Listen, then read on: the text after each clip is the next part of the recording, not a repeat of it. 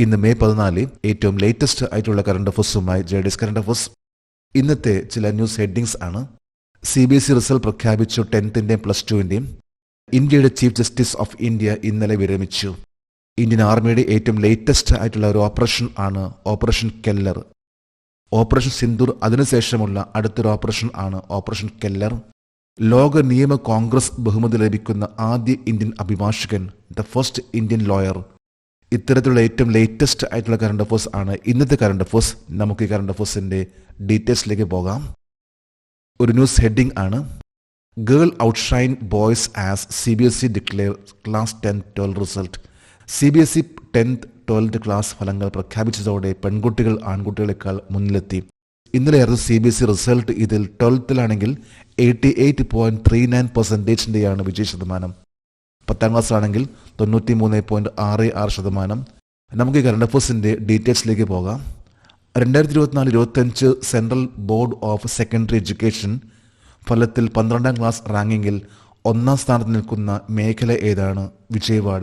CBSE ഓരോ regions ഉണ്ട്. Thiruvananthapuram region, Bangalore, Chennai region, Vijayawada region. സാധാരണയായിട്ട് ഏറ്റവും ടോപ്പ് ലെവൽ വരുന്ന റീജിയൻസ് അത് തിരുവനന്തപുരമാണ്. കഴിഞ്ഞ ഒരു 11 വർഷമായിട്ട് തിരുവനന്തപുരമായിരുന്നു ഏറ്റവും ടോപ്പ് ലെവലിൽ. എന്നാൽ ഈ പ്രാവശ്യത്തെ പ്ലസ് 2 റിസൾട്ടിൽ വിജയവാഡ റീജിയൻ ആണ് ഏറ്റവും ടോപ്പ് ലെവൽ വന്നിട്ടുള്ളത്. പാസിംഗ് പെർസെൻറ്റേജിൽ ഏറ്റവും ടോപ്പ് ലെവൽ വന്നിട്ടുള്ള റീജിയൻ അത് വിജയവാഡയാണ്. 2024-25 central board of secondary education ഫലത്തിൽ 10th ക്ലാസ് റാങ്കിങ്ങിൽ 1ാം സ്ഥാനത്ത് നിൽക്കുന്ന മേഖല ഏതാണ്? തിരുവനന്തപുരം, വിജയവാഡ. 10th റിസൾട്ടിൽ വിജയവാഡയും തിരുവനന്തപുരം ഒരേ സ്ഥലത്ത് നിൽക്കുന്നു. സാധാരണയായിട്ട് എല്ലാ വർഷവും തിരുവനന്തപുരമാണ് ആ ഒരു പൊസിഷനിലും ഏറ്റവും ടോപ്പ് ലെവലിൽ. എന്നാൽ ഈ പ്രാവശ്യം വിജയവാഡ പ്ലസ് 2 റിസൾട്ടിലും അതുപോലെ തന്നെ 10th റിസൾട്ടിലും ഏറ്റവും ടോപ്പ് ലെവലിലാണ്. 10th റിസൾട്ടിൽ വിജയവാഡയും തിരുവനന്തപുരമാണ് ഈക്വലി ഷെയർ ചെയ്തിട്ടുള്ളത്. 2025 CBSE ഫലത്തിൽ 10th ക്ലാസ് റാങ്കിങ്ങിൽ 2-3 സ്ഥാനങ്ങൾ പങ്കിട്ട 2 മേഖലകൾ ഏതാണ്? ബാംഗ്ലൂർ ആൻഡ് ചെന്നൈ. ഏറ്റവും ടോപ്പ് ലെവലിൽ തിരുവനന്തപുരം, വിജയവാഡ. 2ാം സ്ഥാനത്ത് ബാംഗ്ലൂർ, 3ാം സ്ഥാനത്ത് ചെന്നൈയാണ്. അടുത്തൊരു ന്യൂസ് ഹെഡിംഗ് ആണ്, CJI Sanjiv Khanna retires on 13th May. CJI Sanjiv Khanna May 13 വിരമിച്ചു. ഇന്ത്യയുടെ ചീഫ് ജസ്റ്റിസ് ഓഫ് ഇന്ത്യ ആയിരുന്നു സഞ്ജീവ് ഖന്ന. അദ്ദേഹം ഇന്നലെ വിരമിച്ചു. നമുക്ക് ഈ കറണ്ട് അഫേഴ്സിന്റെ ഡീറ്റെയിൽസിലേക്ക് പോകാം. 2025 മെയ് 13 വിരമിച്ച ഇന്ത്യൻ ചീഫ് ജസ്റ്റിസിന്റെ പേര് സഞ്ജീവ് ഖന്ന. ഇന്ത്യയുടെ ചീഫ് ജസ്റ്റിസ് ആയിരുന്നു സഞ്ജീവ് ഖന്ന. ഈയടുത്താണ് അദ്ദേഹം, അധികം നാളായിട്ടുള്ള അദ്ദേഹം ഇന്ത്യയുടെ ചീഫ് ജസ്റ്റിസ് ഓഫ് ഇന്ത്യ ആയിട്ട് ചുമതല ഏറ്റെടുത്തിട്ടുള്ളത്. നേരത്തെ തന്നെ അറിയിച്ചിരുന്നു, അതായത് മെയ് 13 വരെ ആയിരിക്കുള്ളൂ അദ്ദേഹത്തിന്റെ കാലാവധി എന്ന്. ഇന്നലെ മെയ് 13 ഇന്നലെ അദ്ദേഹം വിരമിച്ചു. 2025 മെയ് 14 മുതൽ ഇന്ത്യയുടെ ചീഫ് ജസ്റ്റിസ് ആരായിരിക്കും? ജസ്റ്റിസ് ഭൂഷൺ രാമകൃഷ്ണ ഗവായി. നേരത്തെ കറണ്ട് അഫേഴ്സിൽ വന്നിട്ടുള്ള ഒന്നായിരുന്നു. ആരായിരിക്കും അടുത്ത, അതായത് മെയ് 14 മുതൽ chief justice of India? Justice Bhushan Ramakrishna Gavai ആണ് ഇന്ത്യയുടെ പുതിയ ചീഫ് ജസ്റ്റിസ് ഓഫ് ഇന്ത്യ. ഇന്ത്യയുടെ 52ാമത്തെ ചീഫ് ജസ്റ്റിസ് ആരാണ്? ജസ്റ്റിസ് ഭൂഷൺ രാമകൃഷ്ണ ഗവായി. ഇപ്പോഴത്തെ ചീഫ് ജസ്റ്റിസ് ഓഫ് ഇന്ത്യയാണ്. 52ാമത്തെ ചീഫ് ജസ്റ്റിസ് ഓഫ് ഇന്ത്യയാണ് ഭൂഷൺ രാമകൃഷ്ണ ഗവായി. 50ാമത്തെ ആയിരുന്നു DY ചന്ദ്രചൂഡ്. 51ാമത്തത് സഞ്ജീവ് ഖന്ന. 52ാമത്തത് ജസ്റ്റിസ് ഭൂഷൺ രാമകൃഷ്ണ ഗവായി. ഇന്ത്യയുടെ ചീഫ് ജസ്റ്റിസിനെ നിയമിക്കുന്നത് ആരാണ്? പ്രസിഡന്റാണ്. രാഷ്ട്രപതിയാണ് ഇന്ത്യയുടെ ചീഫ് ജസ്റ്റിസ് ഓഫ് ഇന്ത്യയെ നിയമിക്കുന്നത്. ആർട്ടിക്കിൾ 124 ക്ലോസ് 2 പ്രകാരമാണ് Indian president chief justice of ഇന്ത്യയെ നിയമിക്കുന്നത്. Article 124 close 2. അടുത്തൊരു ന്യൂസ് ഹെഡിംഗ് ആണ്, the Indian army has launched operation Keller. Indian സൈന്യം ഓപ്പറേഷൻ കെല്ലർ ആരംഭിച്ചു. ഇതും ഏറ്റവും ലേറ്റസ്റ്റ് ആയിട്ടുള്ള കറണ്ട് അഫേഴ്സ് ആണ്. നമുക്ക് കറണ്ട് അഫേഴ്സിന്റെ ഡീറ്റെയിൽസിലേക്ക് പോകാം. 2025 മെയ് 13 ഏത് പ്രതിരോധ സേനയാണ് ഓപ്പറേഷൻ കെല്ലർ ആരംഭിച്ചത്? Indian army. ഇന്ത്യൻ ആർമിയുടെ ഏറ്റവും ലേറ്റസ്റ്റ് ആയിട്ടുള്ള ഒരു ഓപ്പറേഷൻ ആണ് ഓപ്പറേഷൻ കെല്ലർ. ഇപ്പോൾ നടന്നുകൊണ്ടിരിക്കുന്ന ഒരു ഓപ്പറേഷൻ ആണ്. അതോടൊപ്പം തന്നെ മറ്റൊരു ഓപ്പറേഷൻ ആണ് ഓപ്പറേഷൻ കെല്ലർ. 2025 മെയ് 13 രാഷ്ട്രീയ റൈഫിൾസ് യൂണിറ്റ് ഓപ്പറേഷൻ കെല്ലർ ആരംഭിച്ചത് ഏത് പ്രദേശത്താണ്? ഷുക്കൂർ കെല്ലർ പ്രദേശം. രാഷ്ട്രീയ റൈഫിൾസ് യൂണിറ്റാണ് ഓപ്പറേഷൻ കെല്ലർ എന്ന ഈ ഒരു ഓപ്പറേഷൻ ആരംഭിച്ചിട്ടുള്ളത് ഷോക്കൽ കെല്ലർ പ്രദേശം എന്നൊരു സ്ഥലത്ത് നടക്കുന്ന ഒരു ഓപ്പറേഷൻ ആണ് ഓപ്പറേഷൻ കെല്ലർ എന്ന് പറയുന്ന ഒരു ഓപ്പറേഷൻ. ഇത് ലോഞ്ച് ചെയ്തിട്ടുള്ളത് രാഷ്ട്രീയ റൈഫിൾസ് യൂണിറ്റാണ്. 2025 മെയ് 13 ഷോക്കൽ കെല്ലർ പ്രദേശത്ത് നിന്ന് തീവ്രവാദികളെ ഉന്മൂലനം ചെയ്യാൻ രാഷ്ട്രീയ റൈഫിൾസ് ആരംഭിച്ച ഓപ്പറേഷന്റെ പേര് ഓപ്പറേഷൻ കെല്ലർ. ടെററിസ്റ്റായിട്ട് ബന്ധപ്പെട്ട് ടെററിസ്റ്റുകളെ തുരത്തുന്നതിന് വേണ്ടിയുള്ള, ടെററിസ്റ്റുകളെ ഉന്മൂലനം ചെയ്യുന്നതിന് വേണ്ടിയുള്ള ഒരു ഓപ്പറേഷൻ ആണ് ഓപ്പറേഷൻ കെല്ലർ.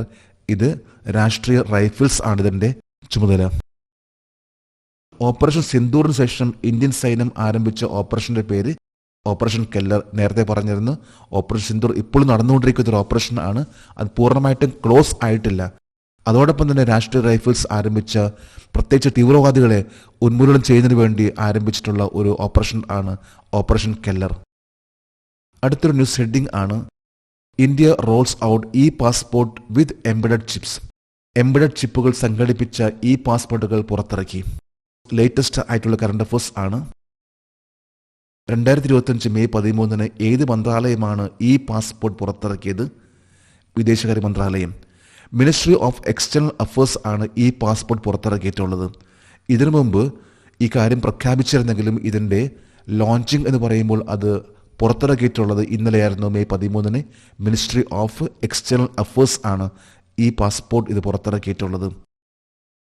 2025 മെയ് 13 ഏത് പ്രോഗ്രാമിന് കീഴിലാണ് ഈ പാസ്പോർട്ട് പുറത്തിറക്കിയത്?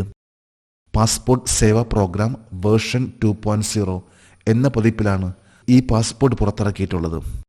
ഒരു ന്യൂസ് ഹെഡിംഗ് ആണ് first Indian lawyer to receive world law congress honour. ലോക നിയമ കോൺഗ്രസ് ബഹുമതി ലഭിക്കുന്ന ആദ്യ ഇന്ത്യൻ അഭിഭാഷകൻ. ആദ്യമായിട്ടാണ് ഒരു ഇന്ത്യൻ ലോയറിന് വേൾഡ് ലോ കോൺഗ്രസിൽ ഒരു ആദരവ് ലഭിക്കുന്നത്. നമുക്ക് കറണ്ട് അഫയേഴ്സിന്റെ ഡീറ്റെയിൽസിലേക്ക് പോകാം. ലോക നിയമ കോൺഗ്രസ് ബഹുമതി ലഭിക്കുന്ന ആദ്യത്തെ ഇന്ത്യൻ അഭിഭാഷകൻ ആരാണ്? ഭുവൻ റിബു. ഇന്ത്യയിലെ ആദ്യമായിട്ടാണ് ഒരു ലോയർക്ക് വേൾഡ് ലോ കോൺഗ്രസിൽ ഒരു ആദരവ് ലഭിക്കുന്നത്, ഒരു ബഹുമതി ലഭിക്കുന്നത്. അത് ഭുവൻ റിബു ആണ്. Lawyer Bhuvan Ribu. World law congress ബഹുമതി ലഭിച്ച ആദ്യ ഇന്ത്യൻ അഭിഭാഷകനായ ഭുവൻ റിബുവിനെ ആദരിച്ച സംഘടന ഏതാണ്? World jurist association. ലോകത്തിന്റെ ഏറ്റവും പ്രശസ്തമായിട്ടുള്ള ലോയേഴ്സിന്റെ ഒരു സംഘടനയാണ് വേൾഡ് ജൂറിസ്റ്റ് അസോസിയേഷൻ. ഈ ഒരു അസോസിയേഷൻ ആണ് വേൾഡ് ലോ കോൺഗ്രസിൽ വെച്ച് ഇന്ത്യൻ ലോയറിന് ഈ ഒരു ആദരവ് നൽകിയിട്ടുള്ളത്. വേൾഡ് ജൂറിസ്റ്റ് അസോസിയേഷൻ ഭുവൻ റിബുവിനെ മെഡൽ ഓഫ് ഓണർ നൽകി ആദരിച്ചത് എവിടെയാണ്? 2025 world law congress. Medal of honour എന്ന ഒരു ബഹുമതിയാണ് 2025 വേൾഡ് ലോ കോൺഗ്രസിൽ വെച്ച് ഭുവൻ റിബുവിന് നൽകിയിട്ടുള്ളത്.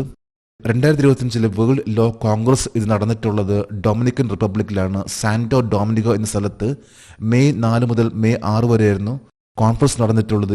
ഈ ഒരു ചടങ്ങിൽ വെച്ചാണ് ഭുവൻ റിബുവിന് ഈ ഒരു ആദരവ് നൽകിയിട്ടുള്ളത്.